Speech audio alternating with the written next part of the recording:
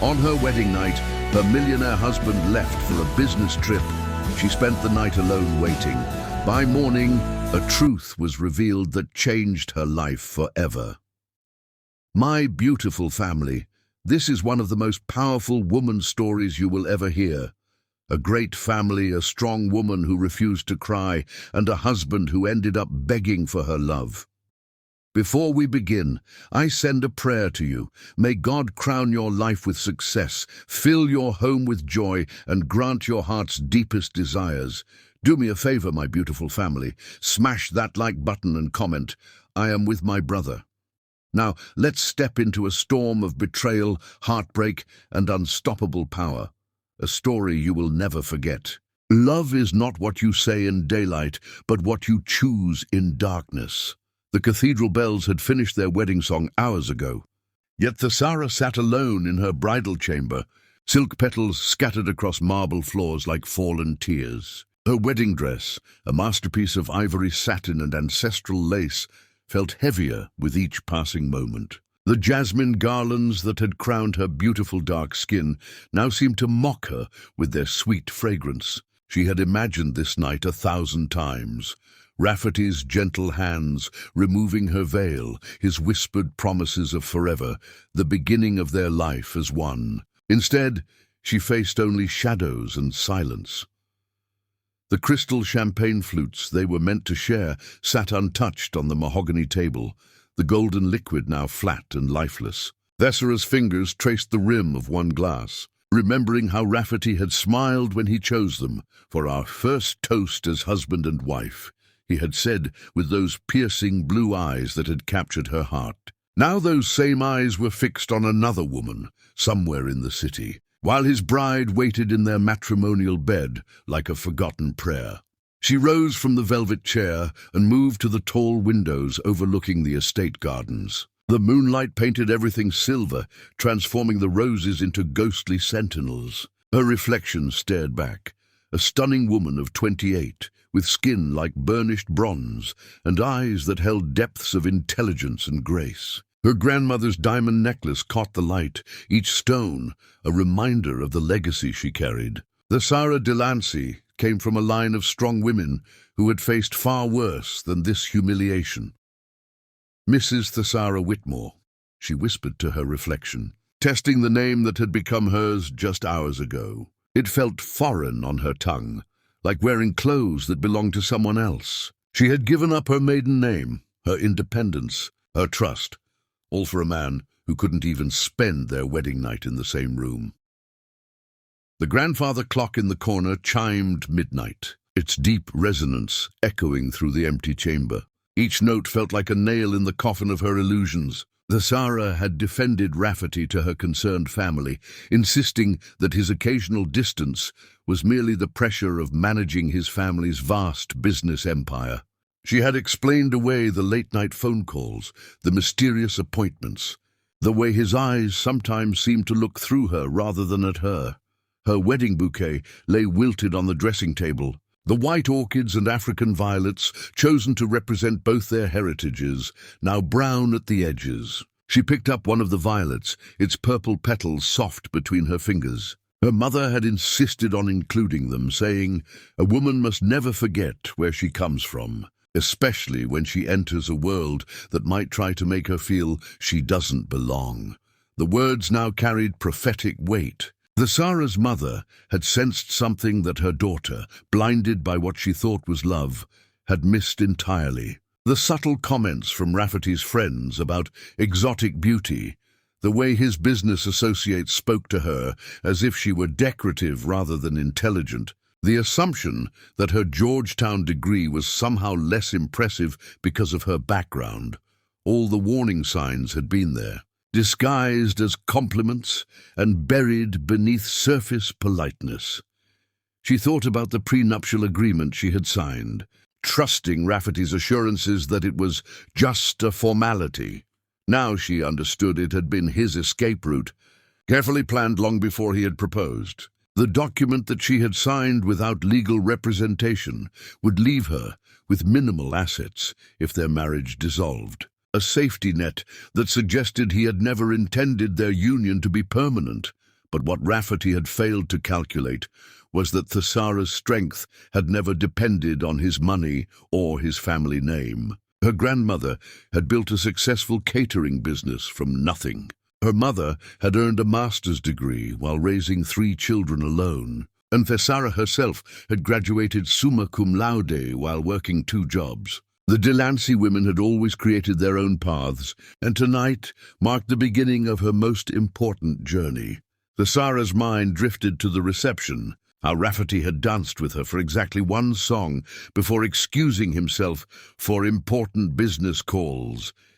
She had continued to smile, to accept congratulations from his family's friends and business associates, playing the perfect bride while her heart slowly cracked like ice in spring. His mother Miriam had watched with knowing eyes, and his sister Juniper had seemed almost apologetic in her forced cheerfulness. The bedroom door remained stubbornly closed, and Thesara finally understood that it would stay that way all night. She moved to the bed and sat on its edge, still in her wedding dress, still waiting for a husband who had already chosen his destination for the evening. The silk sheets were turned down in anticipation of love that would never come, pillows arranged for 2 heads that would never share them. As the night deepened, Thesara felt something shifting inside her chest, not breaking, but hardening.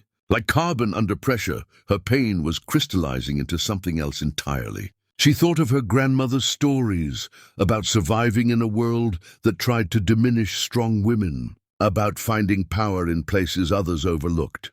"Tomorrow begins today," she whispered to the empty room, her voice steady despite the tears that finally came. They were not tears of weakness, but of mourning, for the naive woman she had been that morning, for the marriage that had died before it truly began, for the trust that lay shattered like her champagne flute would soon be.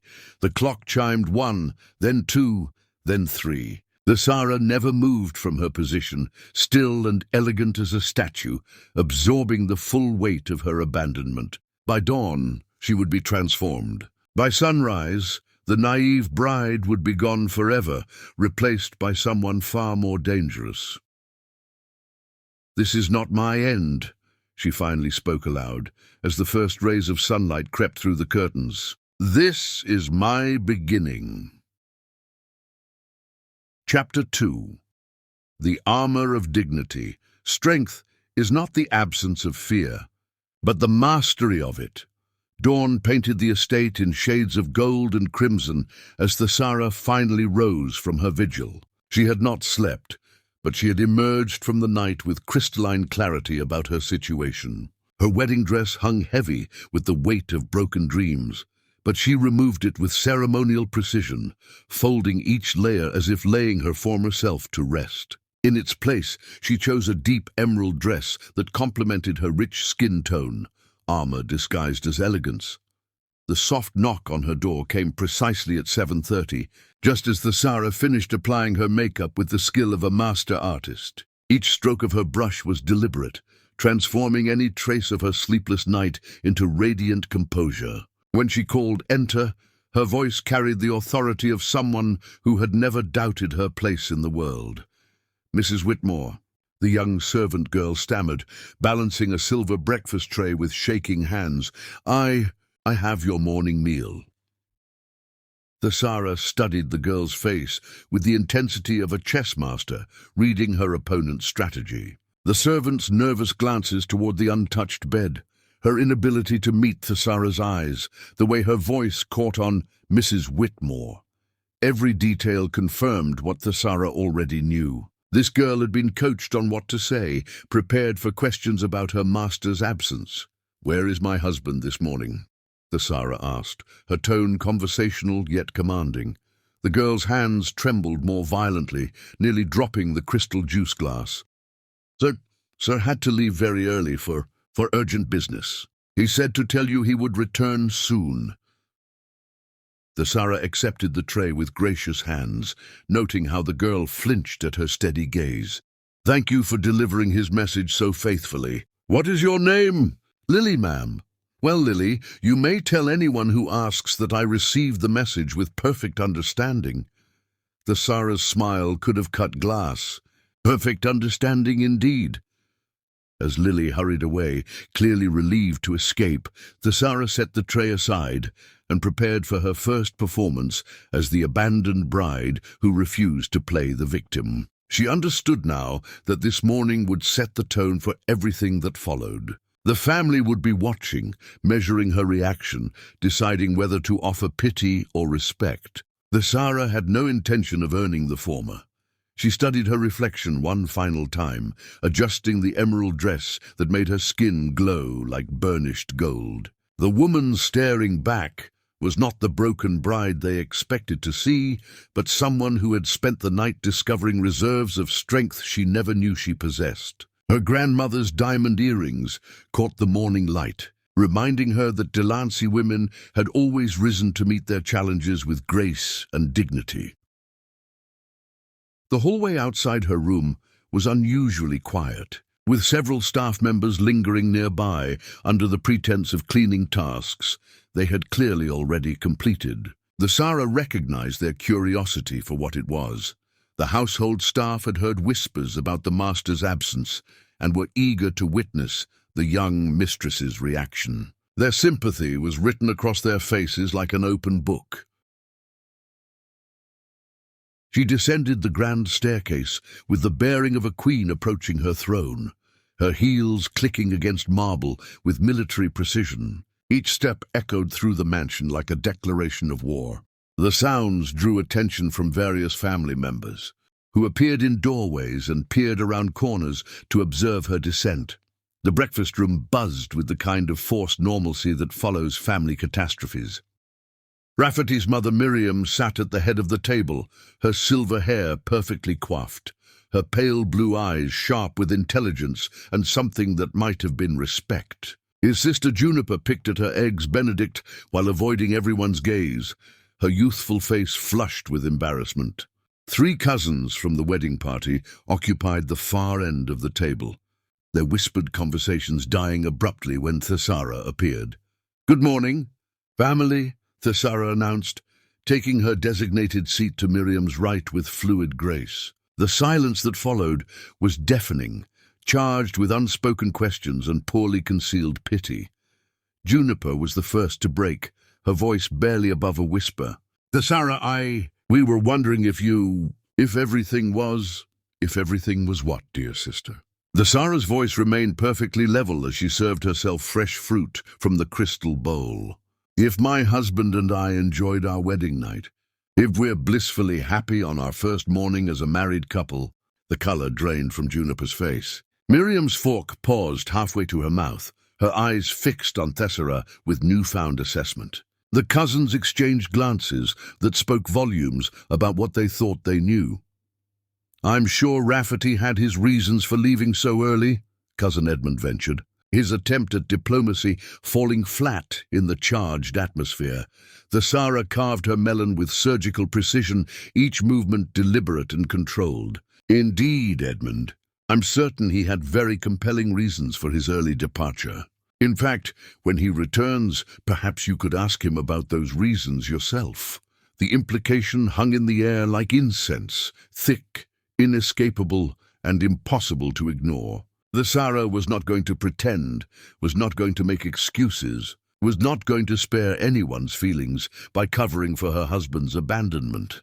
Miriam finally spoke, her voice carrying decades of experience with family crises. "Thesara, dear, perhaps you'd like to rest this morning. The wedding was quite exhausting for everyone."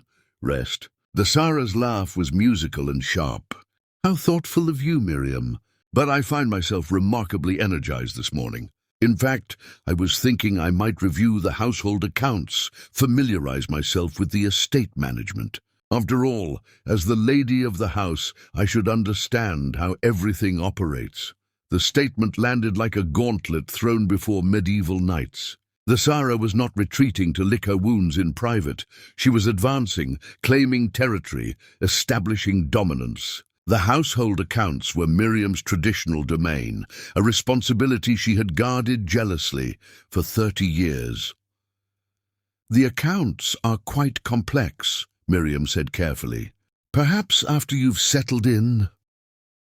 I have a degree in business administration from Georgetown and managed my family's investments for 5 years before marriage, Thesara replied smoothly.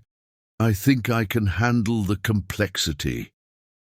Juniper's eyes widened with something approaching admiration, while the cousins looked like they were watching a tennis match they didn't understand.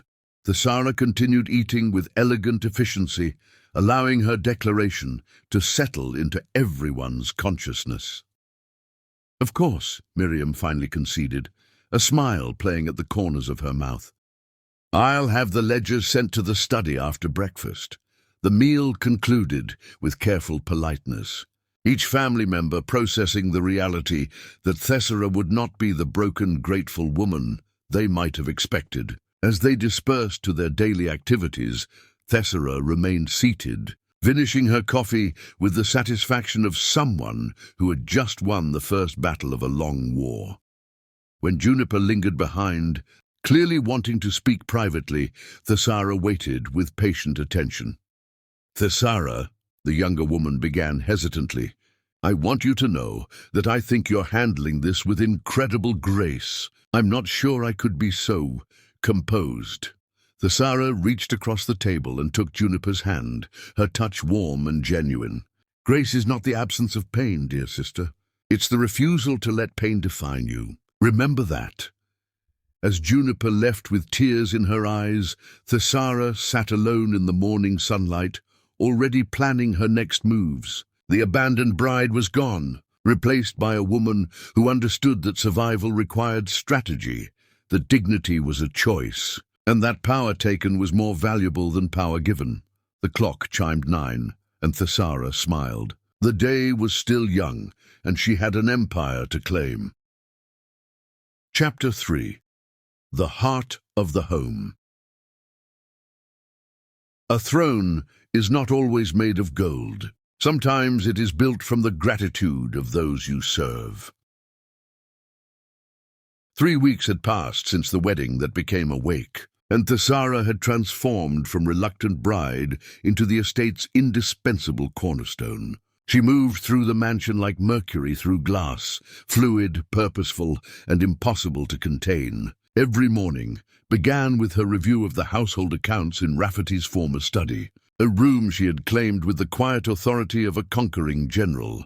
The ledgers revealed truths that both shocked and energized her. Years of careless spending, overlooked inefficiencies, and outright waste had drained thousands from the family coffers. Thesara's business training kicked into overdrive as she identified cost savings, renegotiated vendor contracts, and streamlined operations with surgical precision. The estate that had been hemorrhaging money for months suddenly began showing profit margins that even impressed the family's longtime accountant. How did you reduce the catering costs by 40% without affecting quality?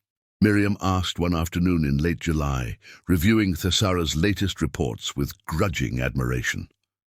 Thesara looked up from her mahogany desk, where she had spread architectural plans for renovating the East Wing. I discovered we were paying premium prices for standard services because no one had reviewed the contracts in 5 years. A few phone calls and some competitive bidding worked miracles.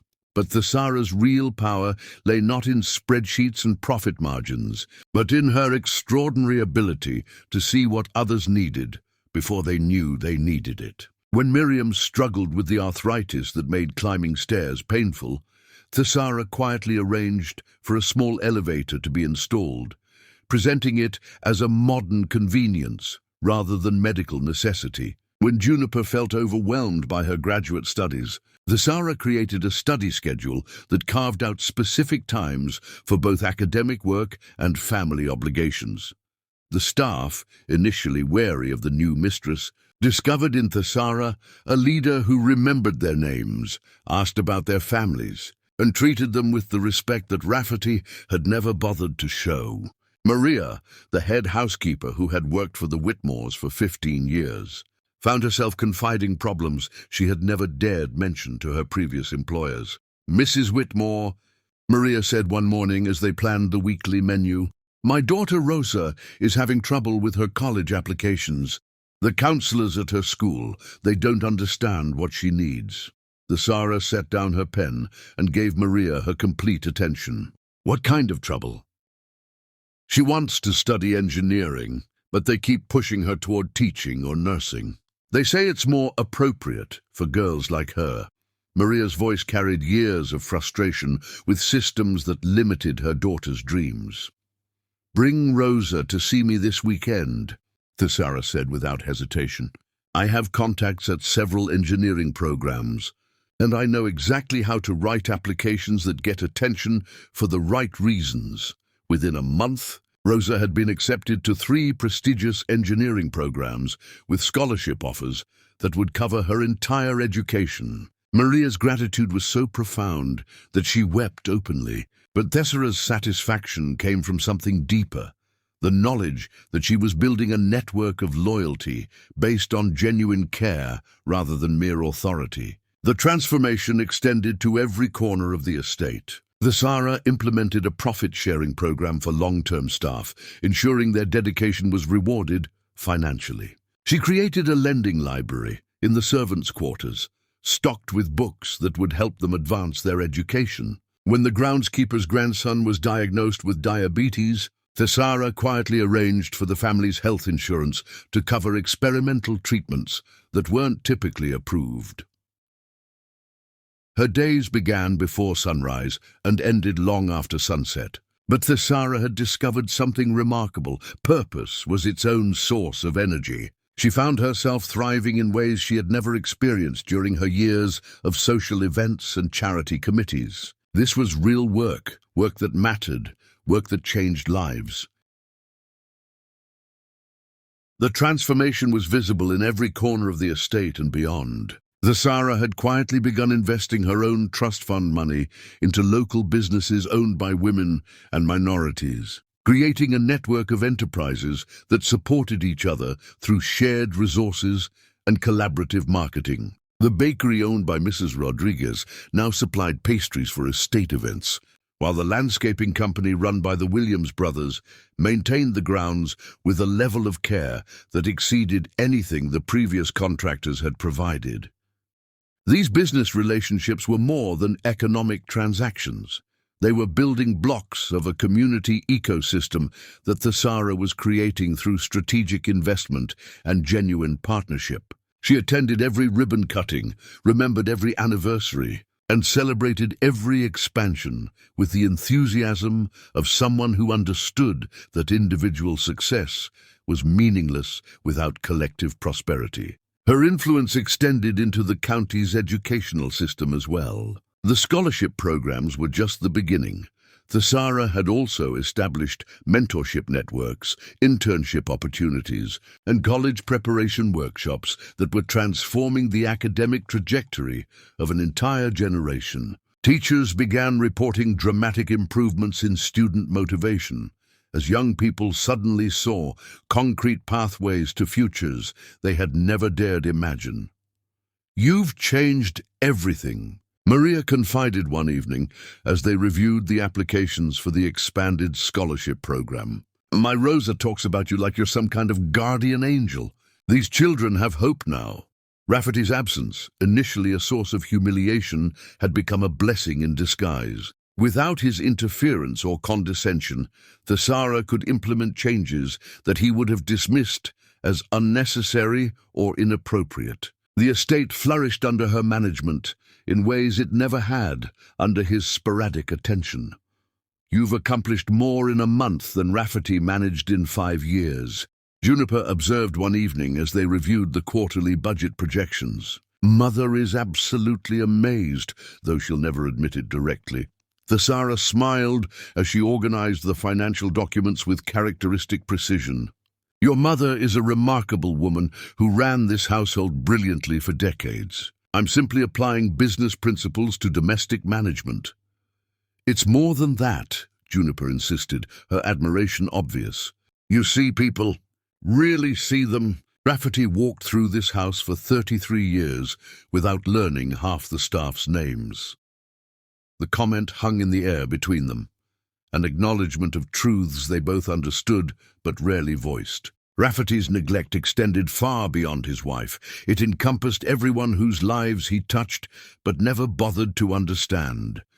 As autumn deepened, Thesara's influence expanded beyond the estate walls. She joined the boards of 3 local charities, not for social status, but because she recognized opportunities to create systematic change. Her business acumen transformed struggling organizations into models of efficiency that other cities began to study and emulate. The Whitmore name, previously associated with old money and older prejudices, began appearing in newspapers for innovative community programs and educational initiatives. Thesara's photograph graced the society pages not for attending parties, but for launching scholarship funds and mentorship programs that opened doors for young people who had never dreamed of such opportunities. "Mrs. Whitmore," the local newspaper editor called one afternoon, "would you be willing to give an interview about your community development work?" Thesara considered the request carefully. Public visibility came with risks, but it also provided platforms for advocating for causes she cared about. "I'd be happy to discuss the programs, but the focus should be on the people they serve, not on me personally." The resulting article painted a picture of a woman who embodied the best traditions of civic leadership while challenging the worst traditions of social exclusion. Thesara's quotes emphasized opportunity, education, and the importance of recognizing potential in unexpected places. By early autumn, the estate had become the social center of the county, not for frivolous parties, but for meaningful gatherings that brought together people who might never have met otherwise. Thesara's September harvest celebration included staff families, scholarship recipients, and business partners alongside traditional social contacts. The diversity was intentional and powerful, creating conversations that transcended the usual superficial exchanges. "I've never seen anything like this," a longtime family friend confided to Miriam during the harvest celebration. "Your daughter-in-law has created something extraordinary here." Miriam watched Thesara move through the crowd, equally comfortable discussing investment strategies with bankers and college aspirations with teenagers. "Yes," she agreed quietly, "she has indeed." But Thesara's greatest achievement was not visible in financial reports or newspaper articles. It lay in the transformation of the estate from a house into a home, from a collection of rooms into a community. People sought her guidance not because they had to, but because they trusted her judgment and valued her insights. When young Rosa called to report her acceptance to MIT's engineering program, Thesara felt a satisfaction that no profit margin could provide. When Maria's husband found a better job through contacts Thesara had cultivated, the gratitude in the older woman's eyes was worth more than any social recognition. As autumn settled over the estate, Thesara stood in the study that had become her command center, reviewing not just financial reports but thank you letters from scholarship recipients, progress updates from community programs, and planning documents for initiatives that would launch in the coming months. The abandoned bride of 4 months ago felt like a character from someone else's story. The grandfather clock chimed midnight as Thesara finally closed the last folder. Tomorrow would bring new challenges, new opportunities to build something meaningful from the wreckage of her wedding night dreams. She had discovered that power was not about controlling others, but about empowering them to control their own destinies. In the distance, she could hear Miriam moving through her nightly routine and Juniper's soft laughter from her phone conversation with friends. The house hummed with the contentment of people who felt secure, valued, and genuinely cared for. Thesara smiled as she turned off the study lights. She had become exactly what she had always been meant to be, not Rafferty's wife, but her own woman, building her own legacy one life at a time. Chapter 4. The First Strike. A shadow may follow you, but it can never lead you. The autumn charity gala at the Rosewood Country Club was the social event of the season, drawing the county's most influential families to support children's education initiatives. Thesara had spent weeks coordinating the fundraising efforts, her reputation for organizational excellence making her the natural choice to lead the committee. She arrived in a stunning midnight blue gown that complemented her radiant skin, her presence commanding immediate attention from the distinguished crowd. The ballroom glittered with crystal chandeliers and golden decorations, creating an atmosphere of elegant celebration. Thesara moved through the gathering like a master diplomat, engaging with donors about the scholarship programs she had pioneered, discussing investment opportunities with business leaders, and warmly greeting the teachers and students who would benefit from the evening's fundraising efforts. Mrs. Whitmore, the county superintendent, approached with genuine enthusiasm. "I cannot thank you enough for the tablet program you initiated. Our test scores have improved dramatically since you equipped every classroom with modern technology." Thesara's smile was warm and genuine as she engaged with the educators' excitement. Education is the foundation of everything we hope to achieve as a community. These children represent our future, and investing in their success is the most important work any of us can do. As she spoke, Thesara noticed a subtle shift in the room's energy. Conversations became quieter, glances more pointed, and several people turned toward the entrance with expressions ranging from curiosity to discomfort. She followed their gaze and felt her stomach tighten slightly. Though her exterior remained perfectly composed, Rafferty had arrived, and he was not alone. Her husband of 4 months, whom she had seen perhaps a dozen times since their wedding night, stood in the doorway wearing his usual mask of entitled confidence. But it was his companion who drew the sharp intakes of breath from the assembled crowd. The woman clinging to his arm was everything Thesara was not, pale as winter moonlight, with platinum blonde hair styled in artful waves and a figure displayed in a red dress that left little to imagination. "Who is that with Mr. Whitmore?" whispered Mrs. Patterson, the bank president's wife, her voice carrying the excited maliciousness of someone witnessing a scandal unfold in real time. Thesara maintained her conversation with the superintendent, but her peripheral vision tracked every movement as Rafferty and his companion made their way through the crowd. The woman was younger than Thesara by several years, with the kind of artificial beauty that money could buy and confidence could enhance. More importantly, she carried herself with the brazen entitlement of someone who believed she had won a prize that everyone else had lost. "Excuse me," Thesara said politely to the superintendent. "I should greet my husband and his guest." The path to Rafferty required crossing the entire ballroom, and Thesara used every step to study the dynamics playing out around her. Some guests looked away in embarrassment.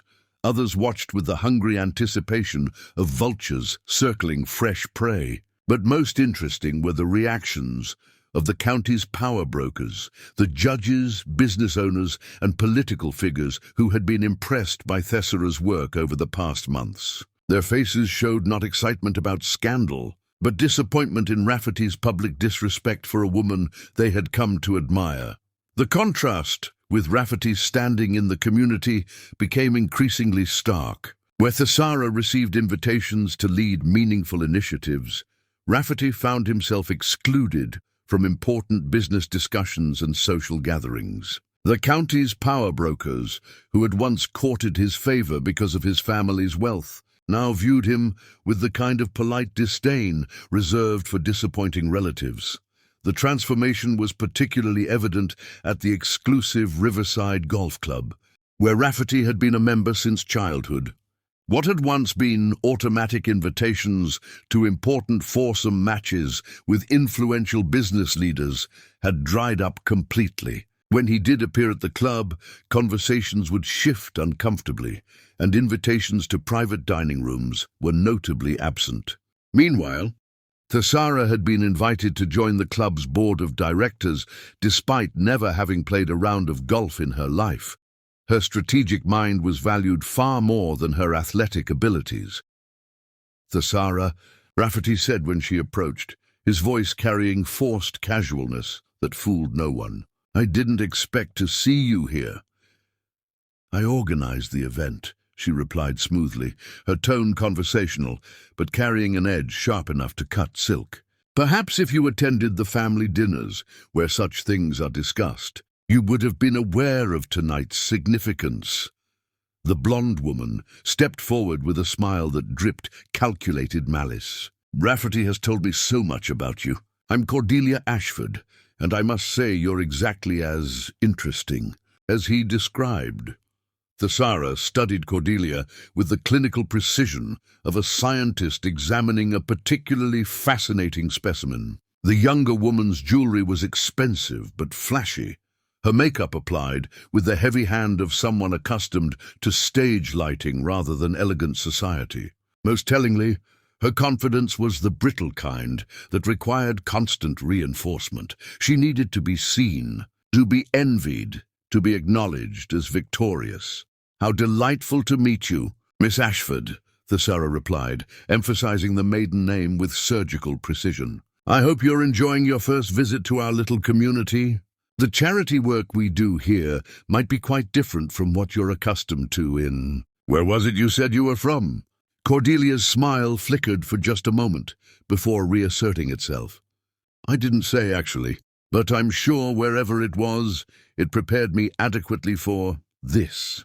The challenge hung between them like smoke, visible to everyone within hearing distance. Thesara was aware that at least 20 people had positioned themselves to witness this confrontation. Their conversations mere pretense for observing the drama unfold. "I'm certain it did," Thesara agreed with a smile that could have graced the cover of a diplomacy textbook. "After all, preparation is so important for temporary positions." Rafferty shifted uncomfortably, clearly recognizing that his wife was operating several levels above his companion's capabilities. "Thesara, perhaps we could discuss—" "Discuss what, darling?" Thesara interrupted, her voice carrying the sweet poison of perfect politeness.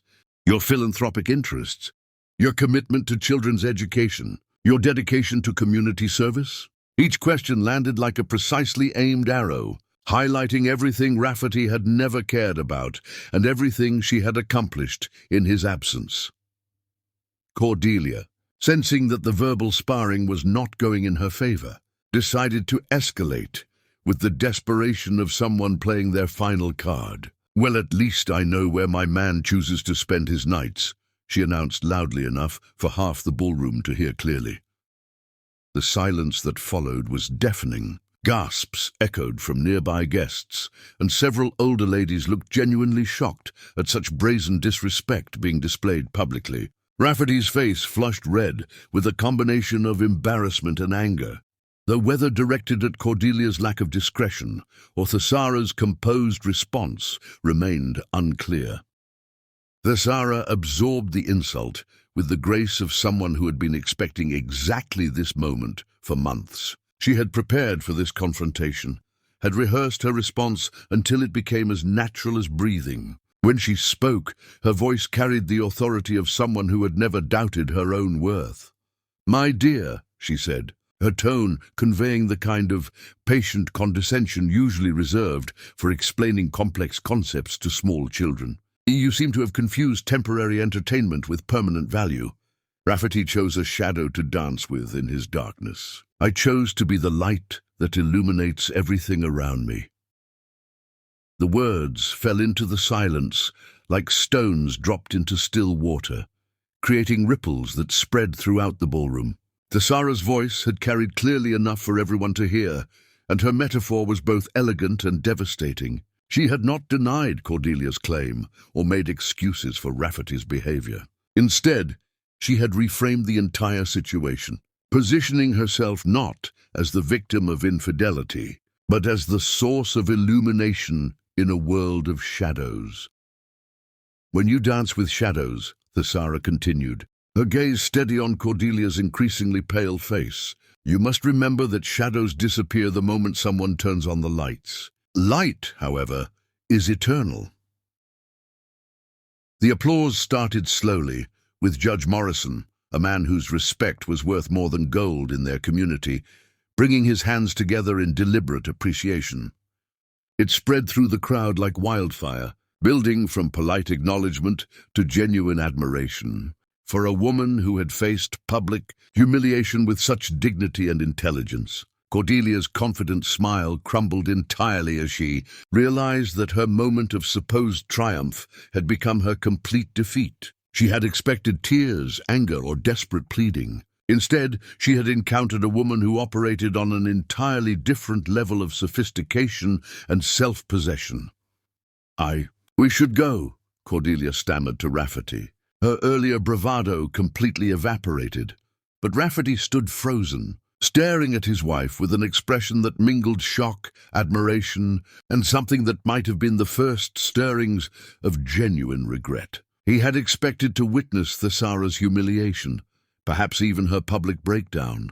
Instead, he had watched her elevate herself beyond his reach, while simultaneously diminishing both him and his mistress to the status of amusing distractions. "Enjoy the rest of your evening," Thesara said graciously, her words directed to the crowd rather than to the couple before her.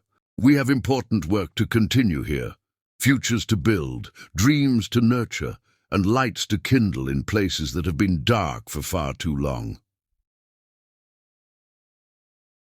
As Rafferty and Cordelia made their awkward exit, followed by whispers and pointed stares, Thesara resumed her conversations with the ease of someone who had just handled a minor interruption rather than a life-altering confrontation. But those who watched her carefully noticed the subtle signs of her triumph, the straightening of her shoulders, the brightening of her smile, the way she seemed to glow with an inner radiance that made everyone around her feel more alive. "Magnificent," Judge Morrison murmured to his wife as they watched Thesara engage warmly with a group of scholarship recipients. "Absolutely magnificent." By the end of the evening, the charity gala had raised record amounts for educational programs. But the real victory belonged to Thesara. She had faced her husband's public betrayal and emerged not just unscathed, but enhanced. Word of her elegant response spread through the community faster than gossip, transforming her from the object of pity into a symbol of strength and grace under pressure. As the evening wound down and guests began their farewells, Thesara found herself approached by 3 different news outlets requesting interviews about her community development work. The local television station wanted a feature story about her innovative approaches to economic growth, while the regional business magazine sought her insights on sustainable development models that other counties might adopt. "Mrs. Whitmore," said Rebecca Chen, the investigative journalist from Channel 7 News, "your work has caught the attention of state officials who are considering your programs as models for statewide implementation. Would you be available for an extended interview about your methodologies?" Thesara accepted graciously, understanding that media attention would amplify her ability to influence positive change beyond county boundaries. As she exchanged contact information with the journalists, she noticed Rafferty standing alone beside his car in the parking lot, no longer approached by anyone seeking his opinions or insights. As she drove home alone that night, Thesara allowed herself a moment of quiet satisfaction. The abandoned bride was truly gone now, replaced by a woman who understood that real power came not from avoiding battles, but from choosing when and how to fight them. Tonight, she had chosen perfectly. Chapter 5. The Community's Choice.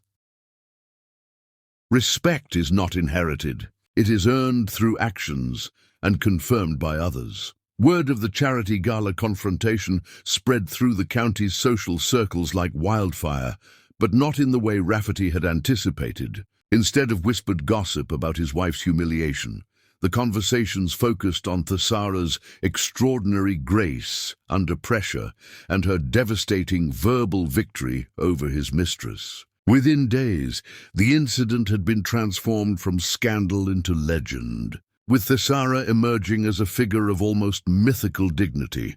The first sign of the community's choice came 3 days after the gala, when Judge Morrison's wife Catherine called to invite Thesara to join the board of the Cultural Arts Foundation. "We need someone with your combination of business acumen and social conscience," Catherine explained, her admiration evident. "What you've accomplished with the scholarship programs demonstrates exactly the kind of vision we're looking for." That same week, Dr. Elizabeth Hayes, the county's most respected physician, asked Thesara to chair the new medical outreach initiative. "Your organizational skills are legendary," Dr. Hayes said during their lunch meeting at the country club. "But more importantly, you understand how to build bridges between different communities. That's exactly what we need for this program to succeed." Thesara accepted both positions with characteristic grace, already formulating plans to transform these organizations from social clubs into engines of genuine change. Her reputation for turning good intentions into measurable results had made her the most sought-after board member in the county. "It's remarkable how quickly things can change," observed Robert Chen, the bank president, during a meeting about commercial development projects. 6 months ago, Rafferty Whitmore's opinion carried significant weight in this community. Now, when people want real leadership, they call his wife. The transformation was most evident at the monthly Community Leaders Council meeting, where the county's most influential citizens gathered to discuss local issues. Thesara had been invited to join based on her proven track record of successful program implementation. When she arrived for her first meeting, every person in the room stood to greet her, a sign of respect that spoke volumes about her rapidly ascending status. "Mrs. Whitmore," Mayor Richardson said warmly, "your education initiatives have become the model that other counties are trying to replicate. We're honored to have your insights as we plan our next phase of community development." Thesara took her seat at the polished conference table, immediately feeling the atmosphere of serious purpose that characterized this group. These were people who made decisions that affected thousands of lives, and they had welcomed her based purely on her demonstrated competence and vision. The meeting had been in progress for 20 minutes when Rafferty arrived, clearly expecting his traditional place at the table, despite his months of absence from community affairs. The silence that greeted his entrance was not hostile, but it was telling. No one stood, no one rushed to make space, and the warm welcomes that had characterized Thesara's arrival were notably absent. "Rafferty," Mayor Richardson acknowledged with perfunctory politeness, "how nice to see you. I believe there might be a chair available at the back." The seating arrangement spoke louder than any formal declaration could have. Thesara sat among the decision-makers. Her voice actively sought in discussions about budget allocations and program priorities. Rafferty occupied a folding chair near the wall, clearly positioned as an observer rather than a participant. "Mrs. Whitmore," the school superintendent addressed her directly, "your technology initiative has revolutionized our test scores. What would you recommend for expanding the program to include vocational training?" Duln. Thesara's response was both comprehensive and practical, outlining implementation strategies, funding sources, and measurable success metrics. Her presentation commanded the room's complete attention, with several council members taking detailed notes and asking follow-up questions that demonstrated their serious consideration of her proposals. Throughout the discussion, Rafferty remained silent, his discomfort increasingly obvious as he witnessed his wife's complete integration into the community's leadership structure. The contrast was unavoidable, where Thesara offered detailed solutions and actionable plans. Rafferty had historically provided only vague generalities and empty promises. After the meeting, the real dynamics became even clearer. Council members lingered to continue conversations with Thesara, seeking her input on projects and inviting her to additional committees. Judge Morrison asked her to consider joining the Judicial Review Board, while Dr. Hayes wanted her perspective on the new Medical Center Planning Committee. "Your husband seems to have missed quite a few meetings," Catherine Morrison commented quietly as the group began to disperse. Thesara's response was diplomatically perfect. "Rafferty has been quite busy with personal matters. I'm sure he appreciates the community's patience with his shifting priorities." The phrase "personal matters" carried just enough implication to remind everyone of the gala incident without requiring explicit discussion. Thesara had mastered the art of saying everything while saying nothing, allowing others to draw their own conclusions while maintaining her position above petty gossip. As they walked to their cars, Rafferty attempted to approach his wife, clearly intending some form of conversation about the evening's dynamics. But Dr. Hayes intercepted him with the kind of protective instinct that successful women recognized in each other. "Mrs. Whitmore," Dr. Hayes called, "would you have time for coffee tomorrow? I'd love to discuss your thoughts on the maternal health initiative." Thesara accepted graciously, allowing Dr. Hayes to escort her to her car, while Rafferty stood awkwardly beside his BMW, clearly dismissed from the adult conversation. The symbolism was unmistakable. The community's leadership had chosen their preferred representative of the Whitmore family, and it was not the man whose name was on the estate deed. The pattern repeated itself across every significant social and business gathering over the following weeks. At the Hospital Foundation dinner, Thesara was seated at the head table with major donors and board chairs, while Rafferty found himself relegated to a standard table near the kitchen doors. At the business development luncheon, entrepreneurs and investors sought Thesara's advice on projects and partnerships, treating her as a serious financial mind rather than merely a wealthy man's wife. Mrs. Whitmore approached Janet Walsh, who owned the county's largest manufacturing company.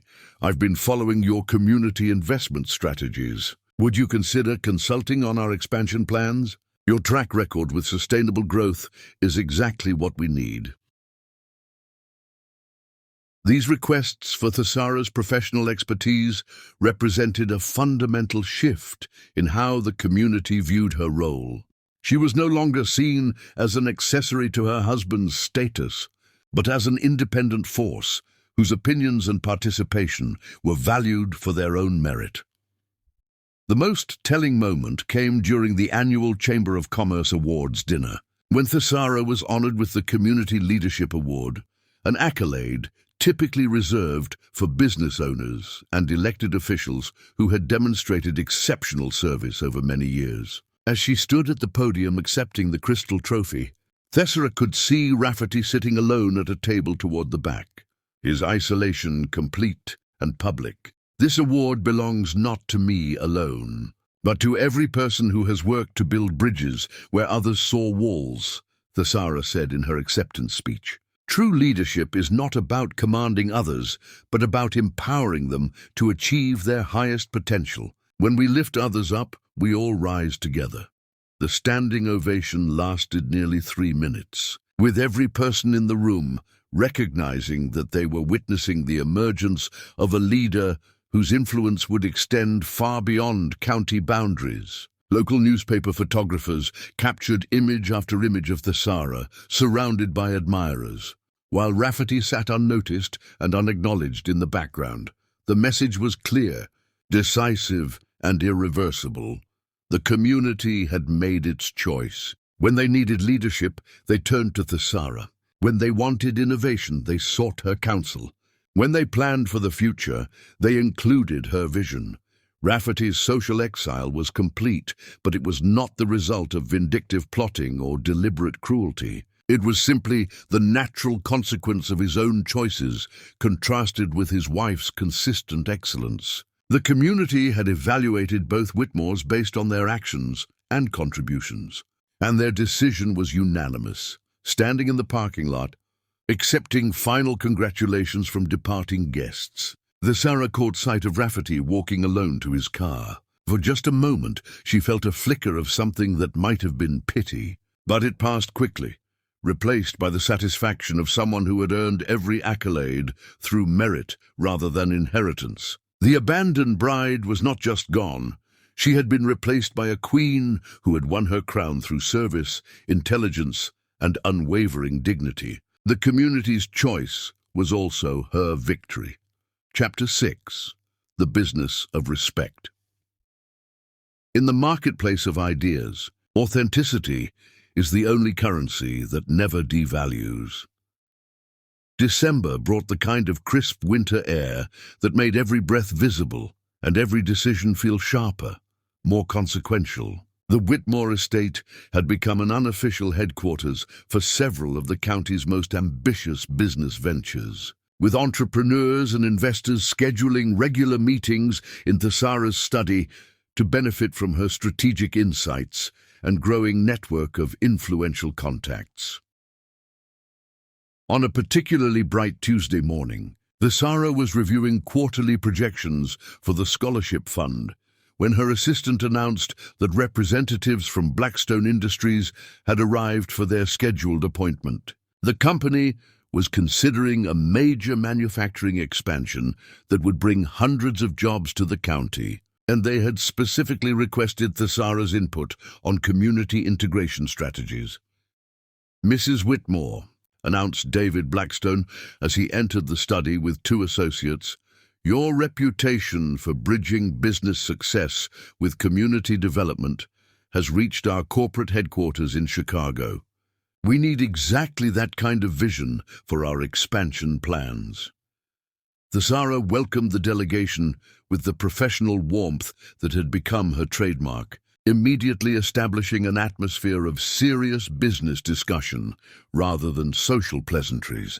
Her study, once Rafferty's domain, had been transformed into a space that commanded respect, polished mahogany surfaces displaying awards for community service alongside sophisticated financial analyses, walls lined with books on economics and social policy rather than hunting trophies.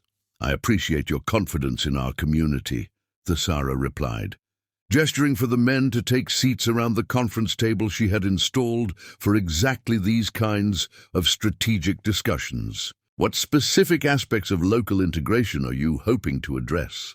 For the next hour, Thesara demonstrated the analytical skills that had made her indispensable to the county's business community.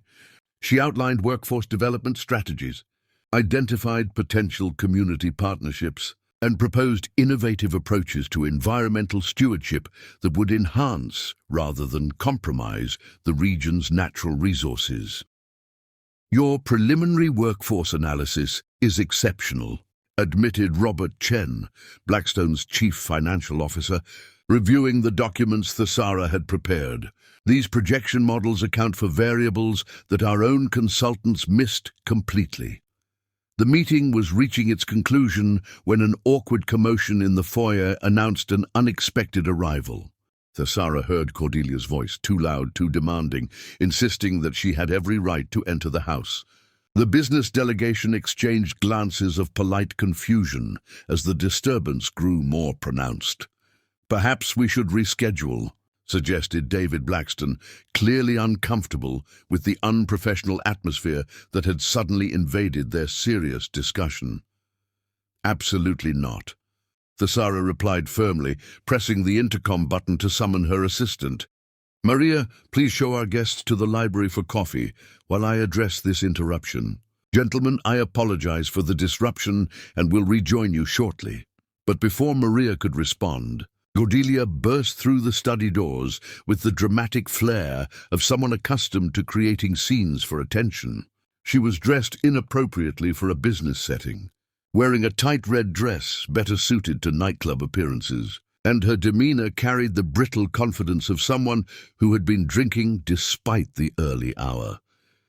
"Well, well," Cordelia announced loudly, taking in the professional setting with obvious disdain. "Playing businesswoman now, are we? How adorable."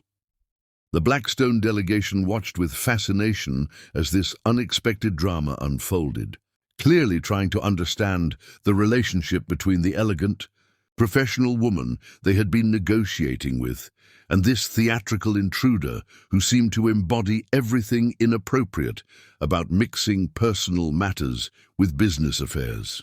Thessara's response was a masterclass in professional crisis management. Rather than engaging with Cordelia's obvious attempt to create embarrassment, she addressed her unexpected guest with the same polite formality she would use with any unwelcome interruption. "Miss Ashford," she said calmly, "I'm currently in a business meeting. If you need to discuss something with my husband, I believe you'll find him at his downtown office." She turned to the delegation with seamless composure. "Gentlemen, shall we continue our discussion in the library as suggested?" Oh, but Cordelia had not come to be dismissed so easily. She stepped further into the room, apparently believing that her connection to Rafferty gave her some authority in his wife's professional space. "These must be Rafferty's business associates," she declared, extending her hand toward David Blackstone with practiced seduction. "I'm Cordelia, and I'm much more accessible than the lady of the house."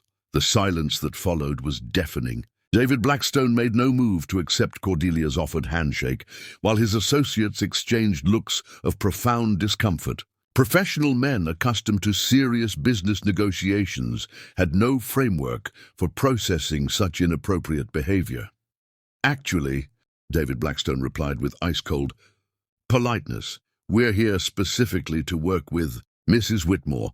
Her expertise in community development strategy is why Blackstone Industries requested this meeting."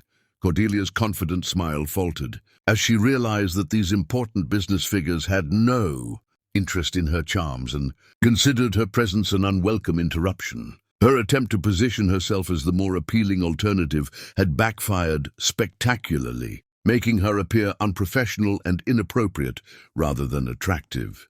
"I'm sure Thessara means well," Cordelia continued desperately, "but if you want to understand this community, you really should talk to people who've been here longer and understand how things actually work." Robert, who had been quietly observing the exchange, finally spoke with the kind of authority that ended discussions rather than beginning them. "Mrs. Whitmore has been instrumental in every successful business development initiative in this county over the past year. Her community integration strategies have become the gold standard that other regions are attempting to replicate. I'm not sure what qualifications you're offering, but they would need to be quite extraordinary to exceed her demonstrated track record." The words landed like a judicial verdict, final and unappealable. Cordelia found herself facing three successful businessmen who viewed her not as an attractive distraction from their serious work, but as an impediment to important negotiations with a woman they genuinely respected and needed. Thessara allowed the silence to extend just long enough for everyone to absorb the complete reversal of Cordelia's intended effect. Then she moved with the fluid grace of someone accustomed to managing complex situations. "Maria," she called, and the housekeeper appeared immediately, clearly having been waiting nearby in case assistance was needed. "Please escort Miss Ashford to the front door and ensure she understands that future visits should be scheduled through my husband's office." As Maria gently but firmly guided the deflated Cordelia toward the exit, Thessara turned back to the business delegation with the kind of seamless professionalism that transforms awkward incidents into evidence of competent leadership. "Gentlemen, I apologize for that interruption. Shall we review the environmental impact assessments in the library? I believe you'll find the sustainability projections particularly interesting." But David Blackstone remained seated, studying Thessara with undisguised admiration. "Mrs. Whitmore, that was an impressive demonstration of crisis management under pressure. How you handled that situation tells us everything we need to know about your leadership capabilities." "In business," Thessara replied evenly, "unexpected challenges are simply opportunities to demonstrate consistent principles. The same skills that manage community relationships can handle corporate disruptions." The remainder of the meeting proceeded with enhanced respect from the Blackstone delegation, who had witnessed firsthand Thesara's ability to maintain professional standards regardless of personal provocations. By the time they concluded their discussions, the preliminary contracts included provisions for community development initiatives that exceeded anything Blackstone Industries had previously offered in their expansion projects. "Mrs. Whitmore," David Blackstone said as they prepared to leave, "I want to be completely clear about something. We came here expecting to negotiate with both you and your husband about this expansion. After today's meeting, I can tell you definitively that Blackstone Industries considers you our primary point of contact for all community relations. Your husband's involvement will not be necessary." The statement represented more than a business decision.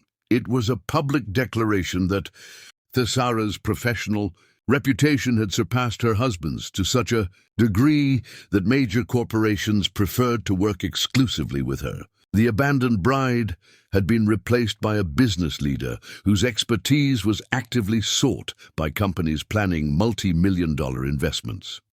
As the delegation departed, Thesara returned to her study and found a message from Rafferty's downtown office. He had heard about Cordelia's disastrous appearance at the business meeting and wanted to apologize for the embarrassment she had caused. The message itself was revealing. Rafferty now understood that his personal choices had professional consequences, and that those consequences were affecting his wife's rising career. But Thesara's response was swift and decisive. She dictated a brief reply stating that she was too busy with important business matters to discuss personal issues, and suggested that he address any concerns about his companion's behavior directly with her. The message was clear. Thesara had moved beyond the realm where personal drama could affect her professional advancement. She had built a reputation based on competence and integrity that was strong enough to withstand any scandal Rafferty and Cordelia might create. That evening, as she reviewed the Blackstone contracts and prepared for the next day's community development meetings, Thesara reflected on the day's events with quiet satisfaction. The woman who had waited alone on her wedding night would never have imagined that business leaders would seek her counsel over her husband's, or that her professional reputation could eclipse his family name. But the transformation was complete and irreversible. Thesara had become exactly what the business community needed, a leader whose vision extended beyond profit margins to encompass genuine community benefit, whose integrity could be trusted in complex negotiations, and whose competence could deliver results that exceeded expectations. The business of respect, she had learned, was the most profitable venture of all. Chapter 7. The Unraveling. True strength is revealed not in moments of triumph, but in how we respond to desperate attempts at manipulation.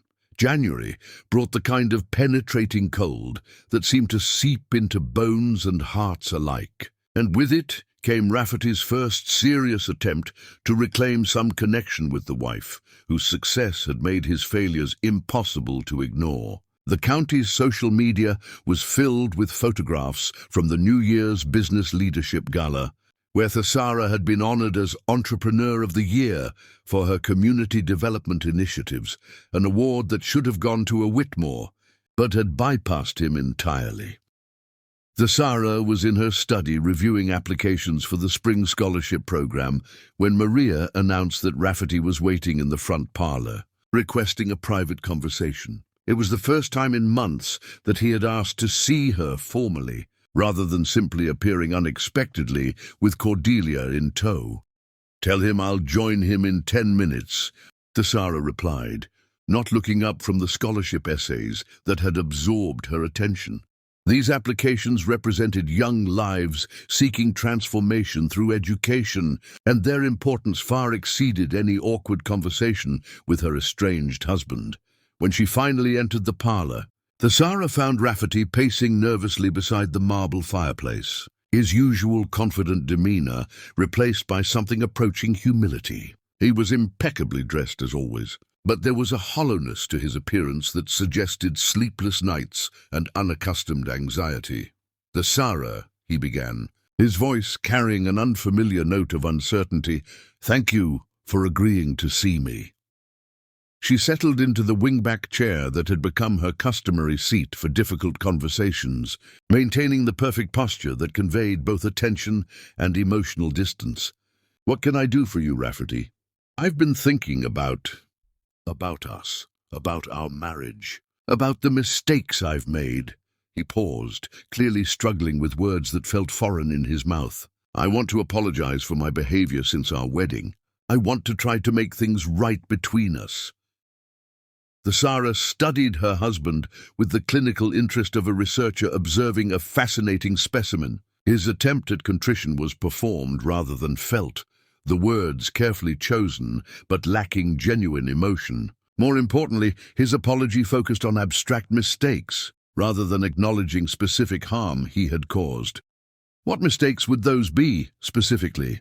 she asked, her voice maintaining the neutral tone she had perfected for difficult negotiations.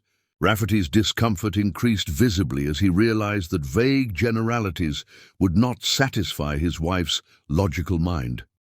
"Well, I should have been more attentive, more present in our marriage. I should have prioritized our relationship over other commitments."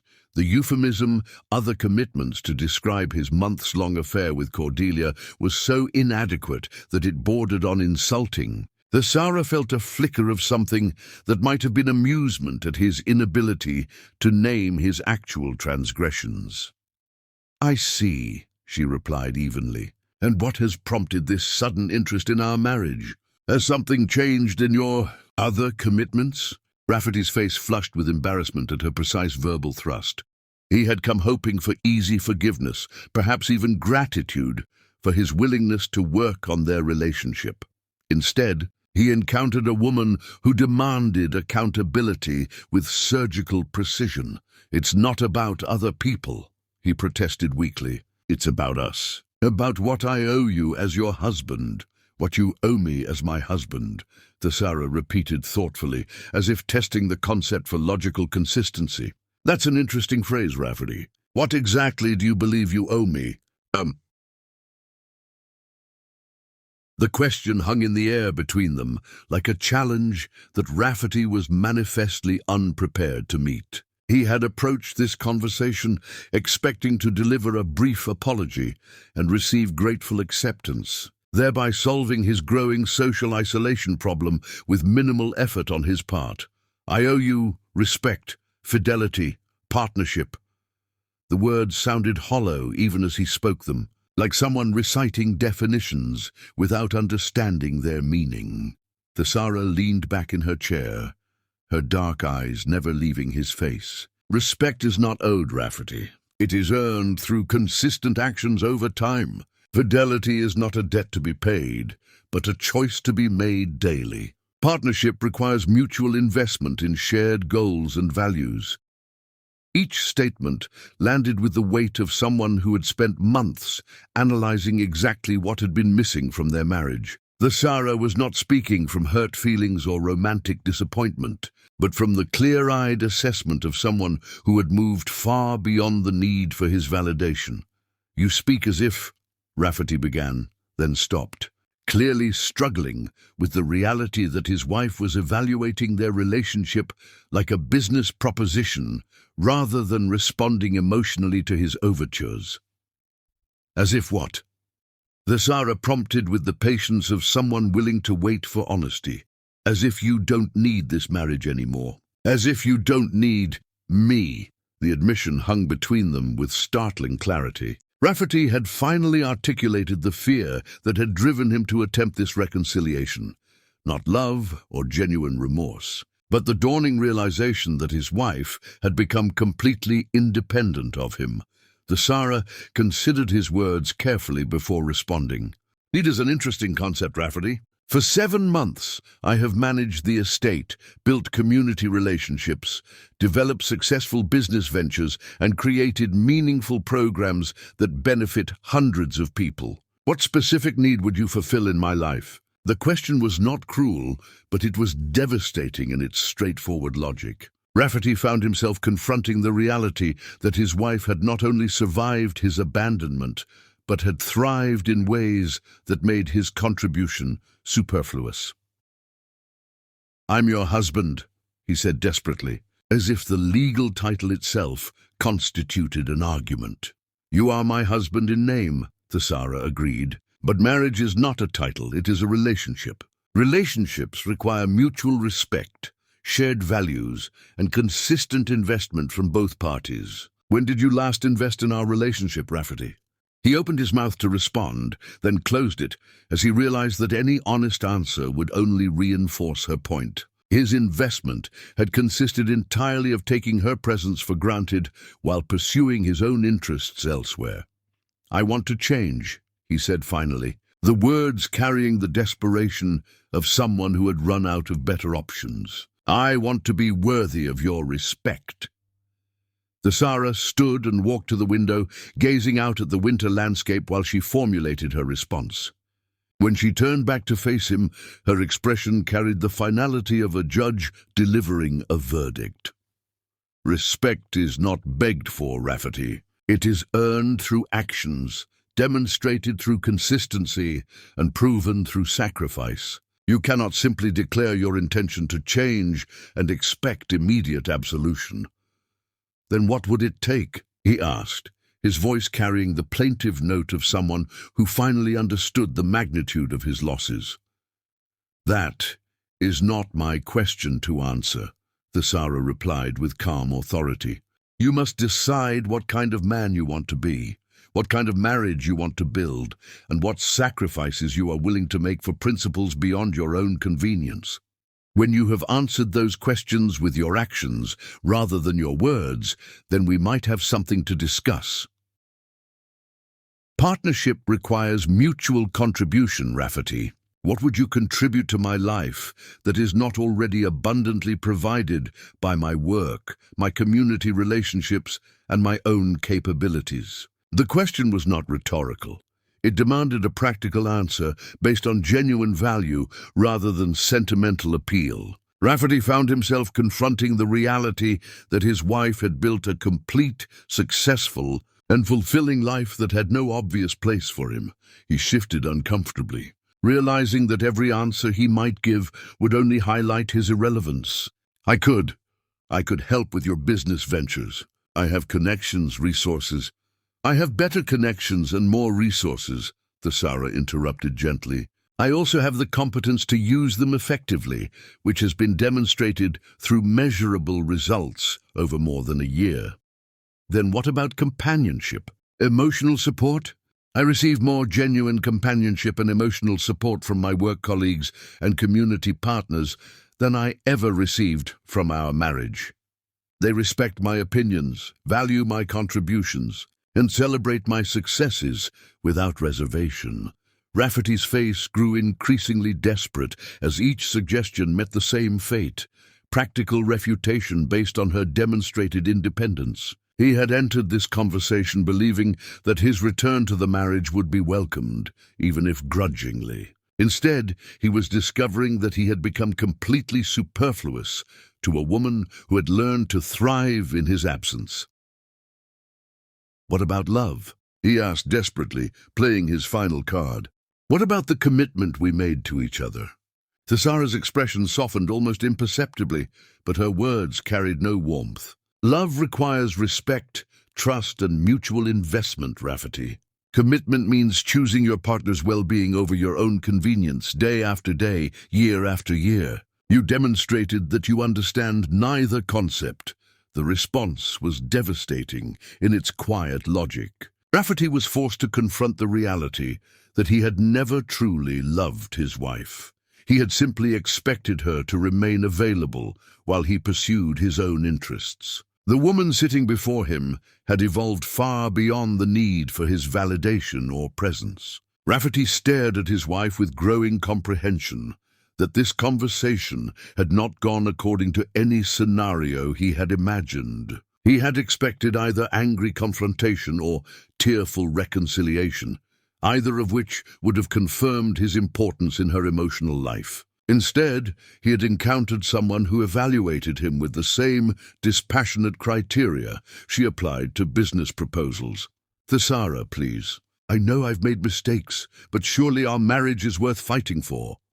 "Our marriage," she repeated quietly, "died on our wedding night, Rafferty. What exists now is a legal arrangement and a business partnership managing shared assets. If you want something more than that, you must first prove that you understand the difference between a husband and a roommate." The words carried no anger, no bitterness, just the clear-eyed assessment of someone who had moved beyond romantic illusions to practical reality. Thesara had not spent 7 months waiting for her husband to return. She had spent them building a life that made his return irrelevant.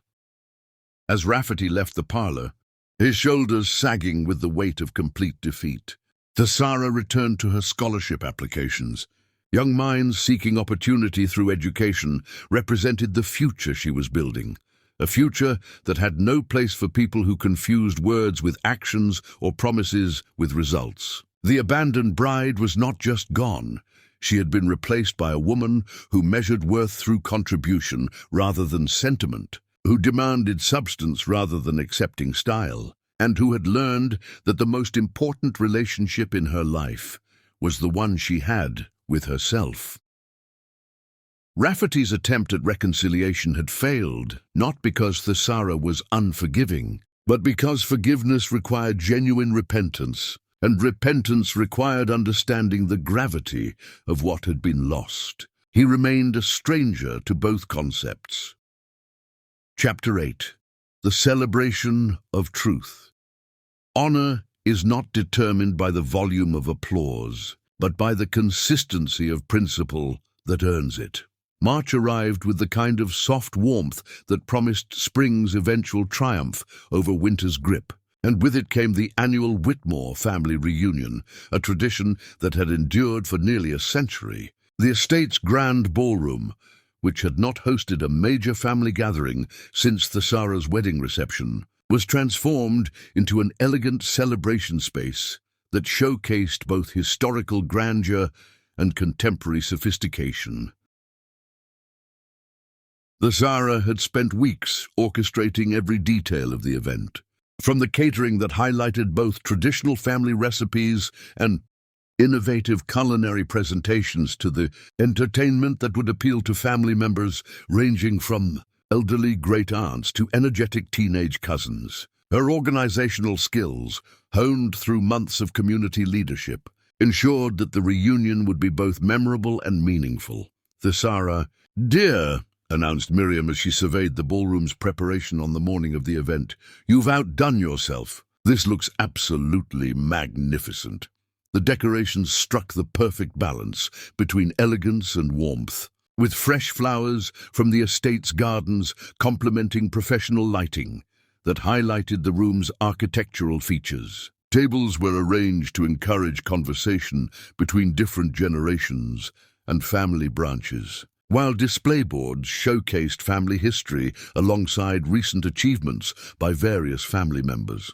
By early evening, the ballroom buzzed with the animated conversations of 43 family members who had traveled from across the country to attend the reunion. Thesara moved through the gathering like a master conductor leading a complex symphony, ensuring that elderly relatives had comfortable seating, teenagers found engaging activities, and the various family factions maintained harmonious interactions.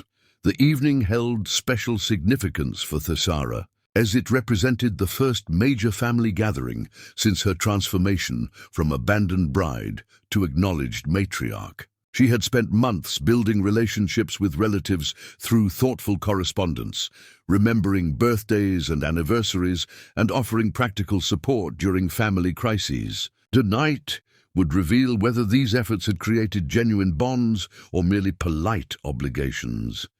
Aunt Thesara, called 16-year-old Marcus, Rafferty's cousin's son, "My mom says you're the one who helped me get into that summer engineering program. Is that true?" Thesara smiled warmly at the young man whose academic potential had impressed her during his scholarship application review. "You earned that opportunity through your own excellent work, Marcus. I simply made sure the right people knew about your talents." The exchange was overheard by several relatives who had not fully understood the extent of Thessara's community involvement. Uncle Harold, a retired professor who had always prided himself on the family's intellectual achievements, approached with obvious curiosity. "Thessara," he said with genuine interest, "I've been hearing remarkable things about your educational initiatives. Harold Jr. tells me you've revolutionized the scholarship programs in this entire county." Before Thessara could respond, Cousin Patricia joined the conversation with obvious excitement. "You should see the article about her in Regional Business magazine. They called her the most innovative community development leader in the state. I've been bragging about her to everyone I know." The praise felt different from the polite acknowledgments she had grown accustomed to receiving. These were family members who had known her before her marriage, people who had watched her grow from ambitious college student to accomplished professional. Their recognition carried weight that transcended social politeness to encompass genuine family pride. "I had no idea you were involved in so many important projects," admitted Cousin Rebecca, whose own career as a federal prosecutor had always made her somewhat intimidating to other family members. "The legal aid clinic you established is being studied by 3 other states as a model for rural justice initiatives." As the evening progressed, similar conversations erupted throughout the ballroom. Family members who had known Thessara primarily as Rafferty's wife discovered that she had become a significant figure in her own right, someone whose achievements reflected credit on the entire family name. The contrast with previous family gatherings was striking. Where Thessara had once been introduced as an appendage to her husband's identity, she now stood at the center of discussions about innovation, leadership, and positive change. Relatives sought her opinions on everything from investment strategies to educational policy, recognizing that her success was based on substance rather than social position. "Where is Rafferty this evening?" asked Great-Aunt Eleanor, whose sharp eyes missed nothing and whose questions always probed beneath surface politeness. Thessara's response was diplomatically perfect. "Rafferty had prior commitments this evening, but he sends his regrets and his best wishes for a wonderful reunion." The euphemism "prior commitments" was understood by everyone present to mean that Rafferty was with Cordelia, but Thessara's gracious phrasing allowed the family to maintain their dignity while acknowledging the situation's reality. No one pressed for details, but several relatives exchanged meaningful glances that spoke volumes about their assessment of Rafferty's priorities. Uncle Harold's wife, Margaret, pulled Thessara aside during dessert with the kind of serious expression that preceded important family conversations. "My dear," she said quietly, "I want you to know that your handling of difficult circumstances has been absolutely exemplary. The entire family admires your dignity and your strength." The comment opened floodgates of similar expressions from relatives who had been following the situation with varying degrees of concern and admiration. Cousin James, a successful attorney from Boston, commended Thessara's business acumen, and Ruth, a retired teacher, praised her educational initiatives. Even the younger cousins expressed appreciation for her mentorship and support of their academic and career goals.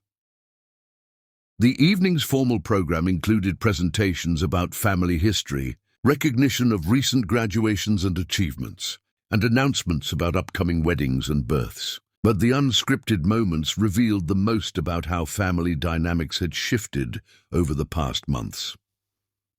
When Cousin David's son announced his acceptance to medical school, he specifically thanked Aunt Thessara for her guidance during the application process. When teenage Emily shared her plans to study environmental science, she credited Thessara's mentorship program for showing her that such dreams were achievable. These acknowledgments came spontaneously without prompting from young people who had found in Thessara the kind of supportive adult figure that every family needs. "I think it's important that we recognize what Thesara has accomplished," announced Miriam during the traditional toast that concluded family dinners. "She has not only maintained the honor of our family name, but has enhanced it through her exceptional service to our community." The applause that followed was sustained and heartfelt, with family members standing to show their respect for someone who had exceeded every expectation. Thesara found herself surrounded by relatives offering specific examples of how her work had touched their lives or the lives of people they knew. "My business partner's daughter received one of your scholarships," said Cousin Robert, who owned several restaurants in Philadelphia. "That girl is the first person in her family to attend college, and she credits you with making her dreams possible."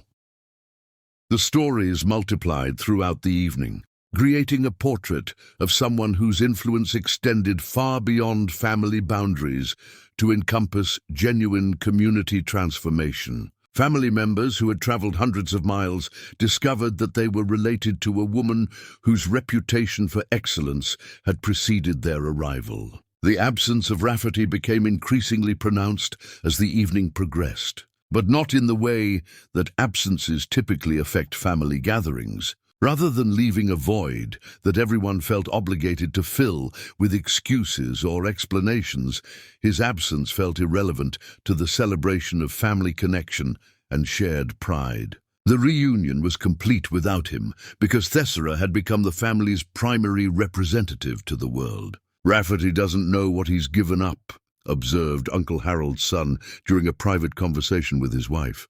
"Thesara has become the kind of woman that men spend their entire lives hoping to find, and he's too foolish to appreciate what he has." As the formal program concluded and family members began sharing more intimate conversations over coffee and brandy, Thesara found herself at the center of discussions about everything from investment strategies to educational policy to community leadership principles. Her relatives sought her opinions with the respect typically reserved for acknowledged experts, recognizing that her success was based on substance rather than social position. "Thesara," said Great-Aunt Eleanor as the evening wound down, "I want to tell you something that I've never said to any of my nieces or great-nieces. You have become exactly the kind of woman this family needs to represent us in the next generation. Your strength, your intelligence, and your character reflect the very best of our heritage." The comment was particularly meaningful, coming from Eleanor, whose standards for family behavior were legendarily exacting. Her approval carried weight that extended far beyond personal opinion to encompass family legacy and reputation. As guests began their farewells, Thesara received invitation after invitation to visit relatives, participate in family business ventures, and serve as godmother or mentor to younger family members. The abandoned bride of 9 months ago had been replaced by the family matriarch of the next generation. "Promise me you'll come to San Francisco this summer," insisted Cousin Patricia as she prepared to leave. "My daughters need to meet someone who shows them what's possible when you combine intelligence with determination." Standing in the ballroom as the last guest departed, surrounded by the remnants of an evening that had celebrated not just family history, but family future, Thesara felt the satisfaction of someone who had earned every accolade through merit rather than inheritance. The family that had welcomed her as Rafferty's wife now claimed her as their own, independent of his presence or approval. Miriam approached as Thesara began supervising the cleanup, her expression carrying decades of family wisdom and genuine affection. "My dear," she said quietly, "tonight has shown everyone what I realized months ago. You are not just part of this family, you are the heart of it." The reunion had accomplished something beyond family bonding or social celebration. It had publicly established Thesara's position as the family's representative to the world, the person whose achievements reflected their values and whose character embodied their aspirations. Rafferty's absence had not been ignored or excused, it had been irrelevant. The family had gathered to celebrate their connection to someone whose presence enriched their lives and whose accomplishments enhanced their reputation. His choice to be elsewhere said everything about his priorities and nothing about their loss. As the grandfather clock chimed midnight, marking the end of an evening that would be remembered for years to come, the Sarah reflected on the journey from abandoned bride to family matriarch. The transformation was complete, irreversible, and built on foundations strong enough to support generations of future family pride. Chapter 2. Undine, the Wall of Steel. Desperation is the shadow that follows those who mistake persistence for principle. April brought unseasonably warm weather that seemed to mock the chill that had settled permanently between Thesara and Rafferty, and with it came his increasingly desperate attempts to penetrate the wall of polite indifference she had constructed around their interactions. The family reunion had made devastatingly clear how completely his position in both family and community had eroded, while his wife's influence continued to expand with each passing week. Thesara was in her study reviewing applications for the summer internship program when Maria announced that Rafferty was requesting another private conversation. It was his third attempt in 2 weeks, each one more awkward than the last, as he struggled to find some approach that might crack her serene composure. "Tell him I can spare 15 minutes after I finish reviewing these applications," Thesara replied without looking up from the documents that commanded her attention. The applications represented young people seeking opportunities to gain real-world experience in various professional fields, and their futures took precedence over her husband's emotional turmoil. When she finally joined him in the morning room 20 minutes later, Thesara found Rafferty pacing with the restless energy of someone who had been rehearsing arguments and counter-arguments for hours. His appearance showed signs of strain. Shadows under his eyes, a slight tremor in his hands, the hollow look of someone who had been sleeping poorly for weeks. "Thesara," he began without preamble, "we need to talk about Cordelia." She settled into her preferred chair with the fluid grace that had become second nature, arranging her silk dress with unconscious elegance, while maintaining the neutral expression she reserved for unpleasant business discussions. "What about her?" "She's gone," Rafferty announced, watching his wife's face for some reaction that never materialized. "She left last week, said she was tired of playing. Second to a woman who had already won everything that mattered." Thesara absorbed this information with the same detached interest she might show for weather reports about distant cities. "I see, and you're telling me this because—" The absence of surprise, hurt, satisfaction, or any other emotional response clearly unnerved Rafferty, who had expected some acknowledgement that this development changed the dynamics between them. Instead, he faced a woman who seemed to regard his personal drama as irrelevant to her daily concerns. "Because it means we can start over," he said with the desperate optimism of someone clinging to sinking wreckage. "We can rebuild our marriage without complications." Thesara studied her husband with the clinical detachment of someone observing a mildly interesting psychological phenomenon. "Rafferty, Cordelia was never the problem in our marriage. She was merely a symptom of problems that existed long before she appeared." "What do you mean?" he asked, though his tone suggested he feared the answer. "I mean that removing a symptom does not cure the underlying disease. Your relationship with her was possible because you had already abandoned our marriage emotionally, intellectually, and spiritually. Her presence simply made that abandonment visible to others." Each word landed with surgical precision, cutting through his illusions about easy solutions and convenient scapegoats. Rafferty had hoped that ending his affair would create space for reconciliation, but instead he discovered that his wife had moved beyond the realm where his choices affected her happiness. "But surely, now that she's gone, we can work on rebuilding trust," he persisted, his voice carrying the pleading note of someone who had run out of better options. "Trust."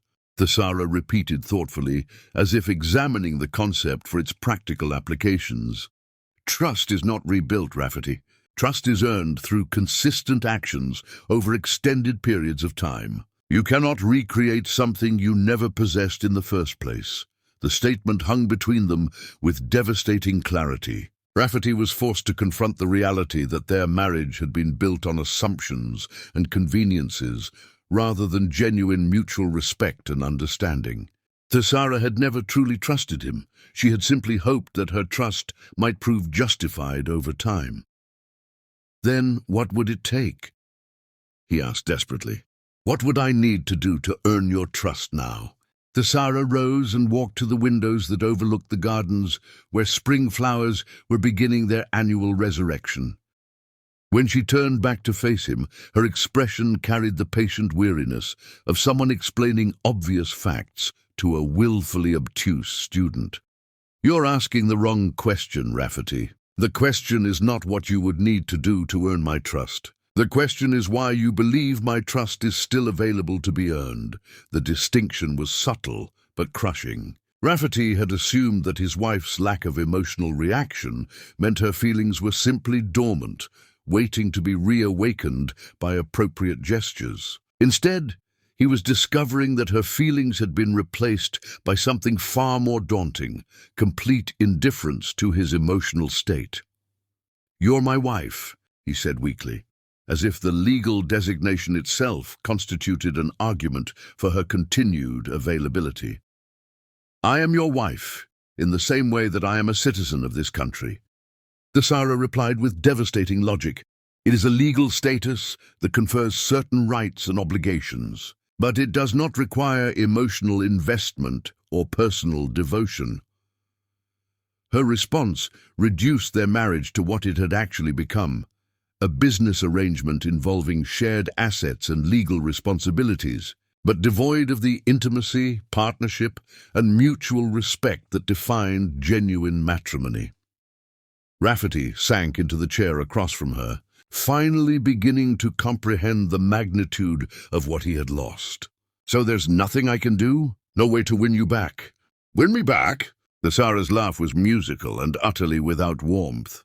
"Rafferty, you never won me in the first place. I was given to you through family arrangements and social expectations. The woman you married was performing a role she thought was expected of her. That woman is gone. Then who are you now?" he asked, his voice barely above a whisper. "I am who I always had the potential to be once I stopped trying to be who others wanted me to be. I'm a woman who builds businesses, transforms communities, and earns respect through competence rather than compliance. I'm someone whose presence enhances other people's lives and whose absence would be genuinely mourned." Each description highlighted the contrast between the woman she had become and the wife he had abandoned. Thesara had not simply survived his neglect, she had used it as an opportunity to discover capabilities and strengths that marriage to an attentive husband might never have revealed. "I want to be part of that life," Rafferty said with increasing desperation.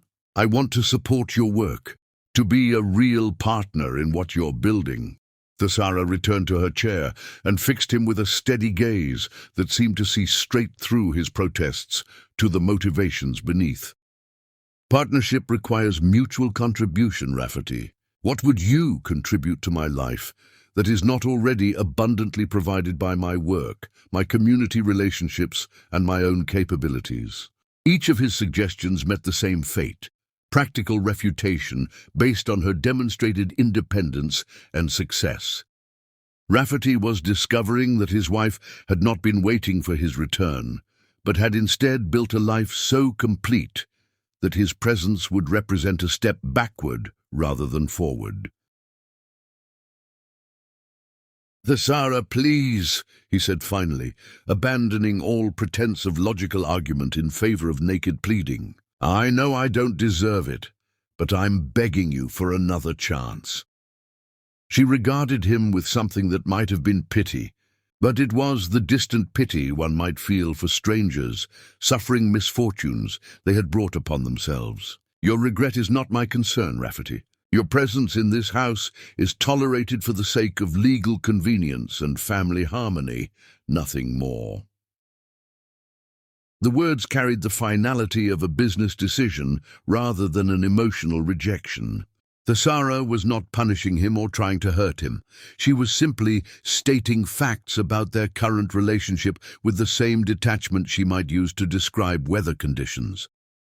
As Rafferty left the morning room, his shoulders sagging under the weight of complete defeat, Thesara returned to her internship applications. Young people seeking professional experience represented the future she was, helping to build, a future that had no place for those who confused regret with repentance, or presence with partnership.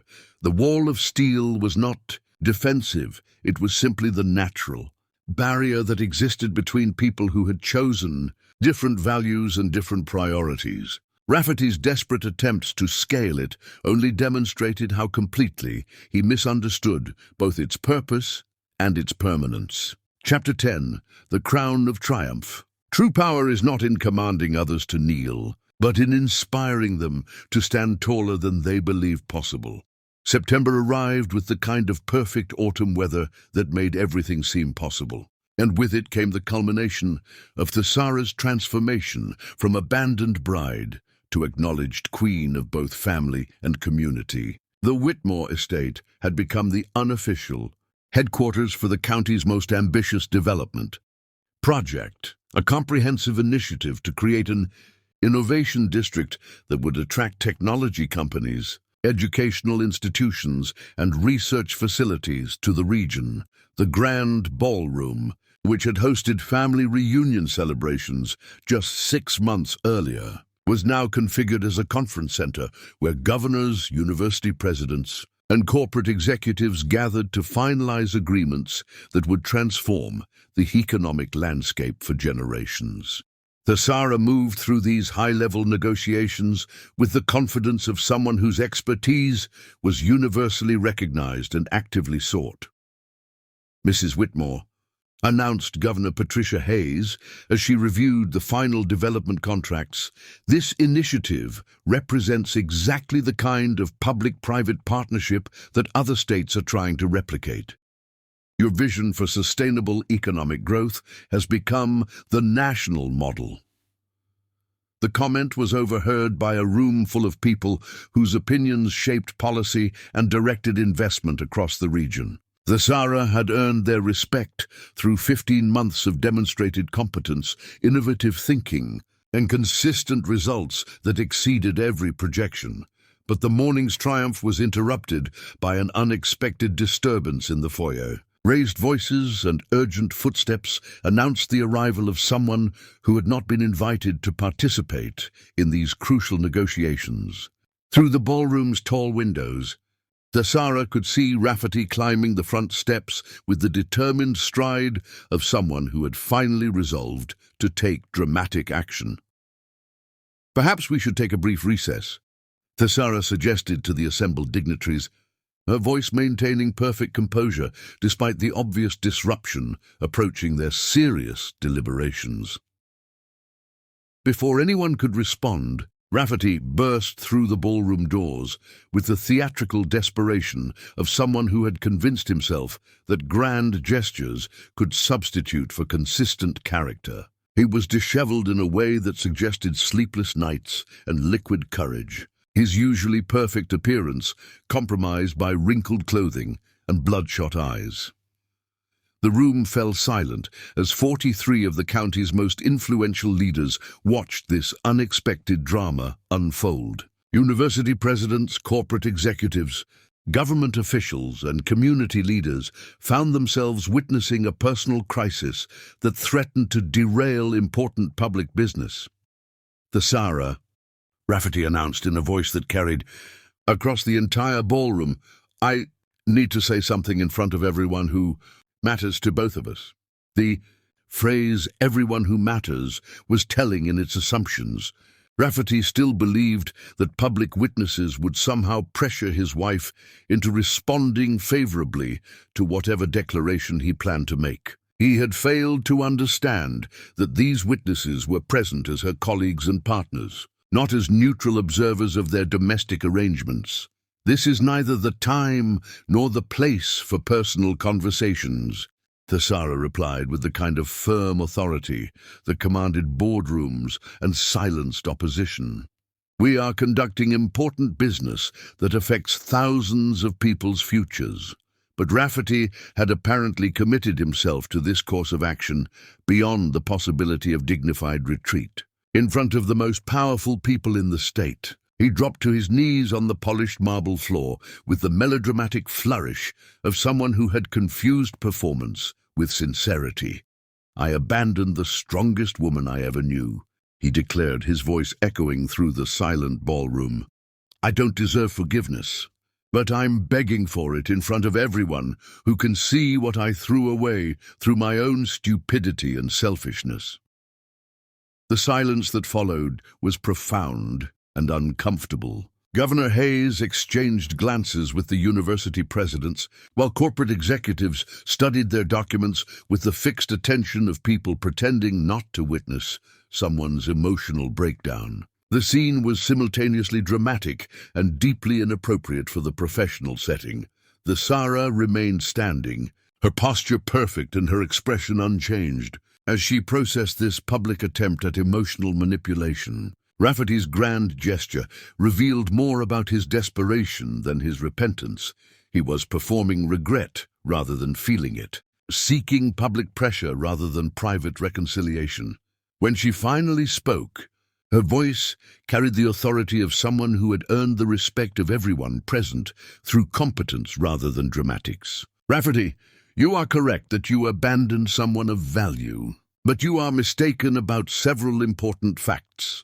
She paused, allowing the room's complete attention to focus on her response to this unprecedented situation. Every person present understood that they were witnessing a moment that would be remembered and discussed for years to come. First, forgiveness is not a gift to be granted or withheld. It is a responsibility that one accepts when someone has demonstrated genuine understanding of their failures and committed to meaningful change. "You have demonstrated neither understanding nor commitment." Her words carried the weight of judicial pronouncement, final and unappealable. Rafferty's face showed growing comprehension that his dramatic gesture was not producing the desired effect. "Second, you left me when I was yours, and I rose without you. I did not rise in spite of your abandonment. I rose because of it. Your absence allowed me to discover capabilities and strengths that your presence might never have revealed." The statement reframed his neglect not as something that had harmed her, but as something that had inadvertently liberated her to become who she was always meant to be. The assembled dignitaries nodded slightly, recognizing the logic of someone who had transformed adversity into opportunity. Third, if you truly regret your choices, prove it with your actions over years, not with your tears in this moment. Regret expressed through public theater is not repentance. It is manipulation. The final sentence landed with devastating precision, exposing the calculated nature of his supposedly spontaneous emotional outburst. Rafferty had hoped that public witnesses would pressure Thesara into accepting his apology, but instead they had witnessed her complete dismantling of his attempt at emotional manipulation. "And finally," Thesara continued, her voice gathering the strength that had made her a natural leader, "a woman is never weak. We are the roots that hold the house stable and the honor that holds the family together. When a man abandons us, we don't fall, we rise. And when we rise, we lift everything around us." The applause began slowly, with Governor Hayes bringing her hands together in deliberate recognition of someone who had turned a personal attack into a public affirmation of strength and dignity. It spread through the room like recognition of truth that transcended the specific situation to encompass universal principles about leadership, resilience, and grace under pressure. University President Dr. Margaret Foster stood as she applauded, her gesture immediately followed by the corporate executives who had watched Thesara transform crisis into opportunity with masterful skill. Soon the entire room was standing, their sustained applause acknowledging not just her response to this moment, but her 15 months of exceptional leadership that had brought them all together. As the applause finally subsided and the dignitaries returned to their serious discussions about economic development, Rafferty found himself facing a room full of people who had completely dismissed his existence. Several attendees actually turned their backs to him as they resumed conversations with Thesara, their body language making clear that his presence was not just unwelcome, but irrelevant. Dr. Foster approached Thesara with renewed admiration. "Mrs. Whitmore, what we just witnessed was a masterclass in leadership under pressure. Your ability to transform a personal attack into a universal statement about strength and dignity.